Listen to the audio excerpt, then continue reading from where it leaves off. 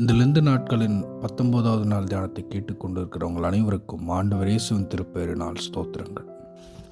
மனிதர்கள் தங்களுக்கு தாங்களே விளைவித்துக் கொண்ட பல தீமைகளில் மிகவும் கொடூரமானது பிரிவினை. தோல் நிறத்தாலேயும் இனத்தாலேயும் கலாச்சாரம், மதம், ஜாதி போன்ற அடிப்படையினாலும் உருவாக்கி கொண்ட, தங்களுக்கு தாங்களே மனிதர்கள் உருவாக்கி கொண்டது பிரிவினை.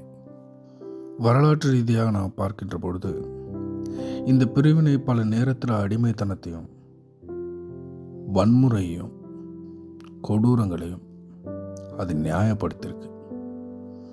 இனப்பிரிவினை என்பது ஒரு சமூக பிரச்சனை மட்டும் இல்லை, ஆன்மீக ரீதியாக பார்க்கும்போதும் அது ஒரு பிரச்சனை தான்.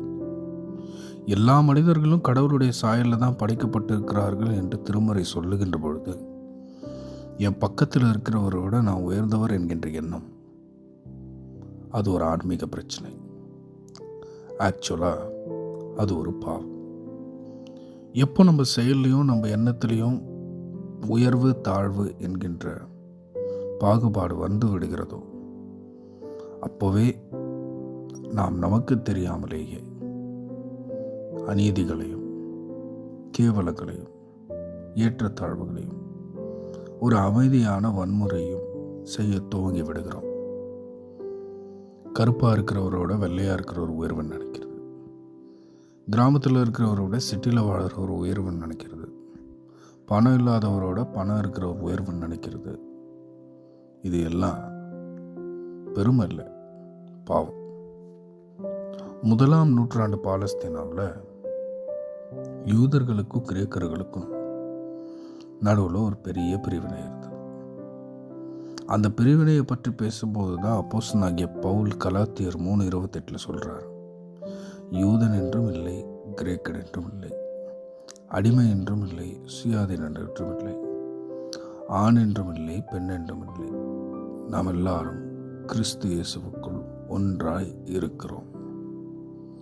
பிரிவினைங்கிறது இந்த உலகத்தில் எல்லா இடத்துலையுமே ஏதோ ஒரு விதத்தில் இருந்துக்கிட்டு தான் இருக்கு.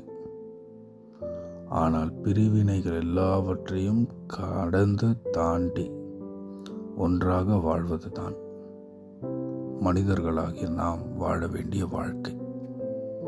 அது எப்படி முடியுமா? முடியும். இந்த உலகம் எதன் அடிப்படையில் பிறந்திருக்கிறதோ அதை எல்லாவற்றையும் உருவாக்குனது யாருன்னா மனுஷன்தான். கடவுள் பிரிவினைகளை உருவாக்கவில்லை, கடவுள் ஏற்றத்தாழ்வுகளை உருவாக்கவில்லை, கடவுள் உயர்வு தாழ்வுகளை உருவாக்கவில்லை. கடவுள் அனைவரையும் தன்னுடைய சாயலில் மட்டுமே உருவாக்கினார்.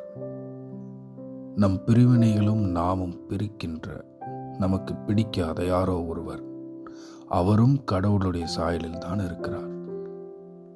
அதனால்தான் இங்கே உயர்வும் இல்லை, தாழ்வும் இல்லை, நாம் எல்லாரும் கிறிஸ்து இயேசுவுக்குள் ஒன்றாயிருக்கிறோம். அப்படி ஒன்றுபட்ட வாழ்வை வாழ கடவுள் நமக்கு ஆற்றல் அளிப்பாராக. ஆமென்.